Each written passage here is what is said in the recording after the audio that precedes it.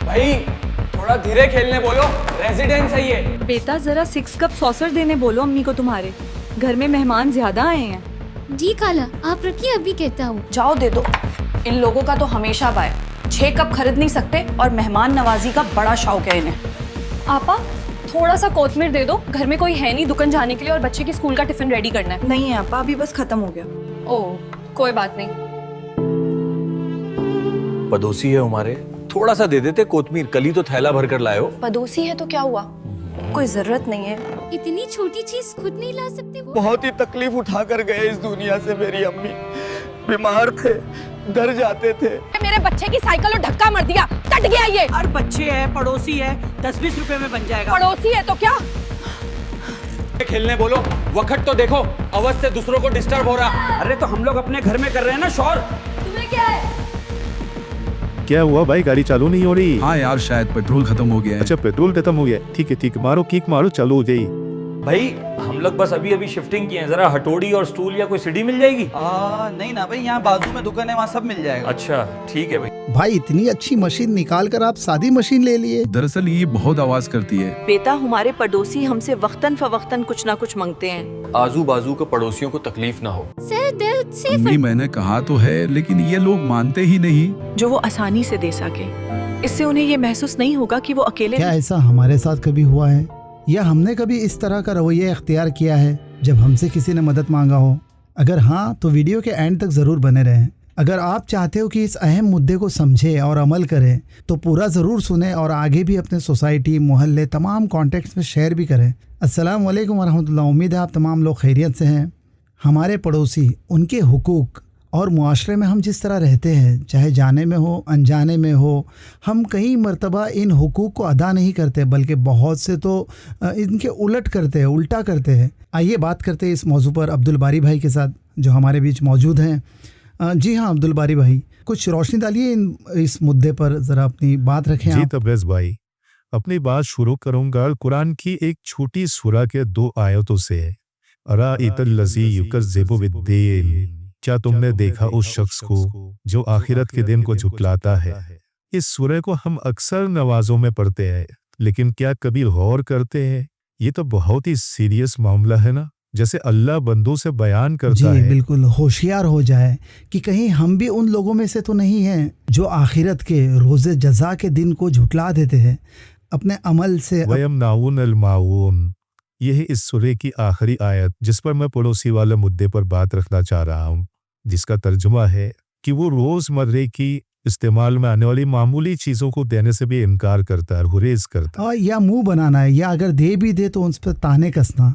मतलब इंसान अगर दे भी दे रहा है कोई चीज़, लेकिन उसका दिल नहीं चाहता है इन मामूली चीज़ों से भी मदद करे, ये उसका दिल मतलब तंग है एकदम। इस सूरह में कई और चीज़ें अल्लाह ने गिनाए हैं कि किस तरह वो शख्स आखिरत के दिन को नहीं मानता है, यानी अल्लाह ही को नहीं मानता। जी जी, कौन होंगे वो लोग, कौन है वो जो इतना बड़ा? वो जो यतीमों को धक्का देता है, मिस्किनों को नहीं खिलाता और ना ही दूसरों को उकसाता है खिलाने पर। अल्लाह कह रहा है तबाही है ऐसे नमाजियों की जो नमाजों में गफलत बरतते हैं। ऐसे लोग दिखावा करते हैं जो रोज़ाना इस्तेमाल की मामूली चीज़ों को देने से भी गुरेज करते हैं, और बाज़ तफसीर में है कि वो दे भी देते हैं तो मुंह बनाते हैं, उनका दिल तंग होता है, वो देने के बाद भी ताने कसते हैं। जी, और इसी बात को नबी करीम सल्लल्लाहु अलैहि वसल्लम ने हदीस में इस तरह बयान किया कि जो अल्लाह और आखिरत पर ईमान रखता हो वो अपने पड़ोसी के साथ एहसान करे, उनके साथ हुस्न सुलूक, अच्छे बर्ताव करे, अच्छे से पेश आए। बिल्कुल, अगर वो अपने पड़ोसी के साथ अच्छा नहीं रहता है, मतलब वो अल्लाह और आखिरत पर ईमान नहीं रखता। उसका ये अमल ही काफ़ी है कि वो रोज़े जज़ा का, खालिक कायनात अल्लाह का इनकार कर देता है। सही, लेकिन आज पड़ोसी का आम मतलब तो मानो ऐसा हो गया है जैसे एक दूसरे की तोह में लगे रहना, दूसरों की हामियों पर नजरें करे रहना, उन हामियों को लोगों के बीच किसी तरह आम करना, पीठ पीछे बातें, गीबत करना। और मैंने तो देखा है कई लोग इस हद तक जा गुजरते हैं कि अगर मौका मिल जाए तो झूठा बहतान इल्ज़ाम लगा देते हैं और एक दूसरे पर एक दूसरे से हसद, जलन, एक दूसरे से कंपटीशंस और खुद को दूसरों से बढ़कर साबित करना, अपने आप पर, अपने घर, माल, दौलत, गाड़ी पर तकब्बुर करना, रियाकारी करना, ये चीज़ें जो मानो पड़ोसी के एहतिसाब जो जहन में आने लगती है। और फेक सलाम, झूठे सलाम, अंदर ही अंदर एक दूसरे से कुड़न लिए घूमना। लेकिन अभी एक से मिले किसी अड़ोस पड़ोस के इंसान से, सलाम दुआ हुई और आगे जाकर जब तीसरे मिले तो उस पहले शख्स की बुराई शुरू, और ऐसे ही दिल में एक दूसरे के लिए कपट लिए घूमना। ये दूसरों के घर में क्या है उसे लेकर अपने घर में कंप्लेंट्स, और बिला वजह दबदबा बनाना कि अगर मैं ज़्यादा सॉफ्ट हो गया तो कमज़ोर कहलाया जाऊंगा। इस बात को लेकर बिला वजह गाली गलौज, जिसे वो शहरी ज़बान में कहते हैं ना, मतलब खामोखा, मतलब पटेली जैसी, मतलब अपने आप को एक भाई साबित करना, इलाके का एक बहुत बड़ा जी। और जब जहाँ कहीं फायदा नजर आता हो, दावत हो, मतलब अपना कुछ फायदा हो तो बस सामने आना, वरना तकलीफ के वक्त दूर छुपते भागना। क्या हुआ भाई, गाड़ी चालू नहीं हो रही? हाँ यार, शायद पेट्रोल खत्म हो गया है। अच्छा, पेट्रोल खत्म हो गया, ठीक है ठीक है, मारो किक मारो, चालू हो गई। जी। ये तो बातें हुई मुआशरे में पड़ोसियों के साथ बुरे बर्ताव की। कुछ बताए कि होना क्या चाहिए, कुछ पॉइंट्स जैसे। इन्हीं बातों का उल्टा, आसानी में कहे तो इन्हीं बातों का उलट कर ले हम। जी। लेकिन देखिए, सबसे पहले तो इस बात की अहमियत को समझना होगा कि आखिर क्यों। सबसे पहले तो अल्लाह हमसे ये चाहता है, हमारा रब हमसे चाहता है कि हम अच्छे पड़ोसी बने। इसकी अहमियत को इस हदीस से समझे, जहां नबी सल्लल्लाहु अलैहि वसल्लम कह रहे हैं कि एंजल जिब्राइल अलैहिस्सलाम इस बात को पड़ोसियों के साथ रहम से, अच्छे से पेश आने के पैगाम को लेकर इस कदर इतना ज़्यादा आए, यानी जिब्राइल अलैहिस्सलाम पड़ोसी के मामले को लेकर इतने पैगाम इतनी दफ़ा लाए कि आप सल्लल्लाहु अलैहि वसल्लम को लगने लगा कि पड़ोसी को वारिस बना दिया जाएगा। इस कदर उनकी बात की जा रही, उन्हें रिस्पेक्ट देने की, उनके साथ अच्छे से पेश आने की, तमाम चीज़ें जो है एक अच्छा पड़ोसी बनने पर। जी, सुना है मैंने, गालिबन बुखारी की हदीस है। ये कितनी बड़ी बात है, सोचे हम कि आप सल्लल्लाहु अलैहि वसल्लम पर जिब्राइल अलैहिस्सलाम इतनी दफ़ा ये पैगाम लाए कि नबी सल्लल्लाहु अलैहि वसल्लम को लगा जैसे पड़ोसी को वारिस बना दिया जाएगा। अल्लाह अकबर, मतलब ये लेवल है इस्लाम में अपने पड़ोसियों का। जी, तो इसीलिए ज़रूरी है कि हम पड़ोसियों के साथ भी हुस्न सुलूक करते रहे। अगर वो कुछ मांगे और हमारे बस में हो तो हम उन्हें दे, मदद करें, उन्हें ताना ना दे, मुंह ना बनाए, अपना मुंह फेर ना ले। जी। और अगर बस में ना हो तो भी एहसन तरीके से बताए, बल्कि कोशिश करे कि उनकी ज़रूरत को किसी और तरीके से ही सही पूरी की जा सके। उनसे कोई गलती हो जाए तो लोगों में एक्सपोज ना करे, उन्हें बताए, समझाए, उनके खैर ख्वाह बनकर। पड़ोसी परेशान हो तो इग्नोर ना करे, उनकी तकलीफ को दूर करे, या कोशिश करे कम से कम दूर कैसे किया जा सकता है, इस पर सोचे सिंपल जरूर। लाइन में कहे तो ऐसा कोई भी अमल ना करे जिससे हमारे पड़ोसी को तकलीफ होती हो, और जहां मौका मिले और बस में हो, हमारी इस्तिताअत हो, तो उनके लिए कुछ अच्छा करें, या कुछ नहीं तो कम से कम अपने दिलों को साफ रखकर उनके लिए अच्छा सोचें और अच्छा बर्ताव रखें उनसे। साफ दिल से मुस्कुरा कर मिले, अच्छे से बात करें। ये बहुत ज़रूरी होता है, अच्छे से बात करना, इज्जत देना, मुस्कुरा कर 2 लाइन ही सही खैर खबर लेना। कहते हैं ना कि भले ही पूरा शहर आपसे मुंह मोड़ ले, लेकिन पड़ोसी के 2 मीठे बोल, सलाम दुआ, एक दूसरे की खैर खबर इंसान को जिंदा खड़ा रख देता है। हाँ, इसमें खासकर उसका अपना घर भी शामिल होता है। मैं यहाँ कुछ वाक़या सुनाना चाहूँगा कि किस तरह लोगों के दिल हो जाते हैं जब पड़ोसियों में कोई किसी की माँ सोचता हो, बस अपना अपना करते हो। जी ज़रूर, आप कीजिए, मैं भी शेयर करना चाहूँगा कुछ अपने तजुर्बे। एक शख्स जो अपनी बुरी माँ के गुजर जाने के गम में था, लेकिन उससे भी ज़्यादा तकलीफ जाहिर कर रहा था, वो अपने पड़ोसियों के उन हरकतों को लेकर जो करते आ रहे थे। बहुत ही तकलीफ उठा कर गए इस दुनिया से मेरी अम्मी। बीमार थे, डर जाते थे, बेचैन परेशान हो जाते थे। उनका सर फटने लगता था दर्द से, क्योंकि सामने नौजवान बड़े छोटे सभी इस अंदाज में शोर मचाते हुए खेलते थे, हल्ला करते रहते थे, जिन लोगों से कितना ही दरख्वास्त करता रहा मैं कि अम्मी बीमार है। ये लोग शोर करना बंद क्यों नहीं करते? सर दर्द से अम्मी, मैंने कहा तो है, लेकिन ये लोग मानते ही नहीं। घबराहट हो रही है। डॉक्टर ने आराम करने कहा है, लेकिन ये लोग तो लड़ाई करने आ जाते थे कि वो अपना खेल रहे, अपना चिल्ला रहे हैं, इतनी ही तकलीफ है तो कहीं यार जाकर रहो। ये इस तरह की बातें करते ऐसे पड़ोसी। ये जवाब देते थे। अम्मी का जिस दिन इंतकाल हुआ तब भी वो बड़ी तकलीफ से तड़प रही थी, और अड़ोस पड़ोस के लोग बाहर शोर चिल्ला पुकार खेल कूद कर रहे थे, यहाँ तक कि इसी हालत में अम्मी की रूह निकल गई। कुछ लम्हा भी सुकून नहीं पा सकी मेरी अम्मी। ओह, ये तो बहुत ही दिल दहला देने वाला वाक़या है। ऐसे भी पड़ोसी होते हैं। उन्हें तो चाहिए था कि वो खुद इस बात की खबर रखते और अयादत करते, या अगर मालूम ना भी हो तो ये उनकी जिम्मेदारी है, एक पड़ोसी की जिम्मेदारी है कि हम ऐसी हरकतें तो ना करें जिससे अड़ोस पड़ोस में कोई बीमार हो, परेशान हो और उनको जो है मज़ीद तकलीफ़ हो।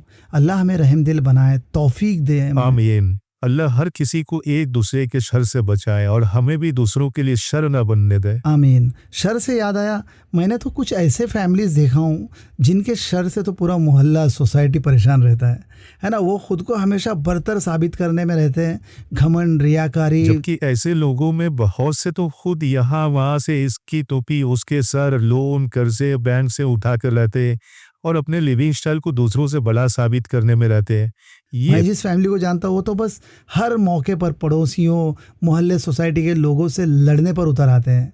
जैसे उनके बच्चे जिन्हें वो खुद ही रास्तों पर छोड़ रखे होते हैं कि वो बाकी सभी के साथ जो है लड़ते झगड़ते फिरें और इन्हें मौका मिल जाए कि जाकर ख़ुद को वहाँ का मानो डॉन या कहते हैं ना भाई वगैरह, वहाँ का पटेल बनने का मौका मिल जाए उनको। बस बच्चों की छोटी छोटी बातों पर, जैसे साइकिल से दूसरे बच्चे की साइकिल टकरा गई, मेरे बच्चे की साइकिल और धक्का मार दिया, टट गया ये। और बच्चे है, पड़ोसी है, 10-20 रुपए में बन जाएगा। पड़ोसी है तो क्या? वो अपने पूरे पलटन जमा करके मानो कोई बड़ी जंग में हिस्सा ले लिए हो, है ना, तमाशा करते फिरते। इस तरह के भी लोग। इनमें से तो कई लोगों का इलाज ही नहीं होता, नजर ही नहीं आता, इल्ला ये कि अल्लाह उन्हें हिदायत दे दे, वरना आप उनसे बात ही नहीं कर सकते। वो अपनी जबान और हरकतों से बड़े ही बरहने होते हैं, गाली गलौज, बेशर्मी पर उतर आते हैं। अब उनसे निपटना हो, उनसे टक्कर लेना है तो आपको भी उन जैसा बनना होगा। अब मोहल्ले के अच्छे इंसान तो ये कर नहीं सकते, तो फिर इसीलिए ज़रूरी है कि मुआशरे में अड़ोस पड़ोस अच्छे हो।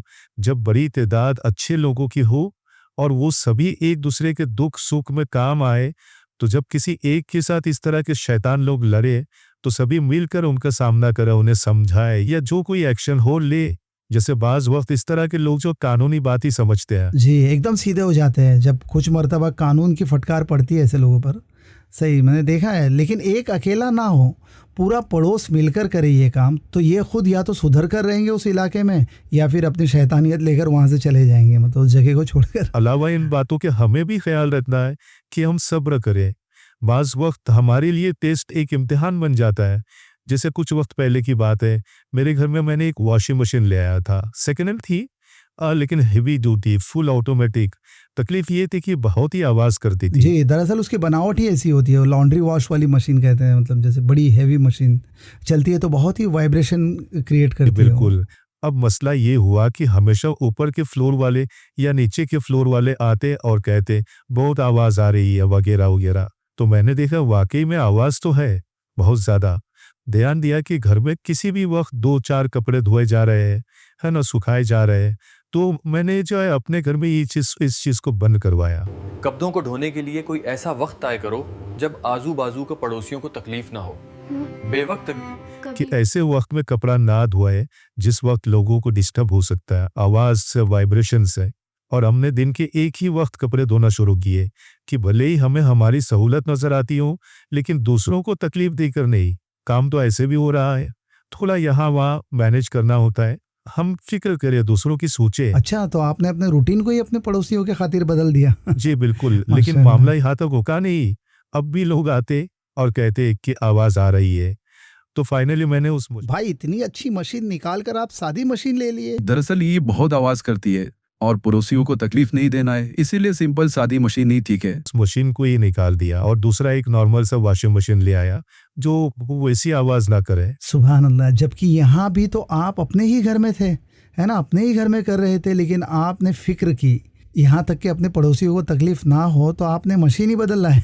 अल्लाह आपको अजर अजीम से नवाजे। ऐसे ही एक साथी बताते हैं कि वो एक रात जब बहुत देर हो चुकी थी, लेट नाइट था, और उनका छोटा 1.5 साल का बच्चा जो रो रहा था और घर में जो दूध जो था वो फट चुका था, माँ भी बीमार थी। उन्होंने अपने पड़ोसी के दरवाजे खटखटाए, लेकिन पड़ोसी ने दरवाज़ा इस अंदाज में मुंह बनाते हुए खोला कि ये मारे शर्म के वहाँ से लौट आए, है ना। फाइनली वो कहीं दूर जाकर जो दूध वगैरह का बंदोबस्त किया और जो है बच्चे को पिलाए। अल्लाह अकबर। ये तो भी एक्सेप्शनल केस होता है इस तरह का, लेकिन अक्सर अड़ोस पड़ोस में बहुत से घरों में छोटी छोटी ज़रूरतें आन पड़ती हैं। जैसे कभी बच्चे के स्कूल का टाइम है, अर्जेंट में एक अंडा चाहिए होता है कि तलकर जो बच्चे को दे दे या उसका टिफ़िन बना दे, तो पड़ोस से मांग लेते हैं।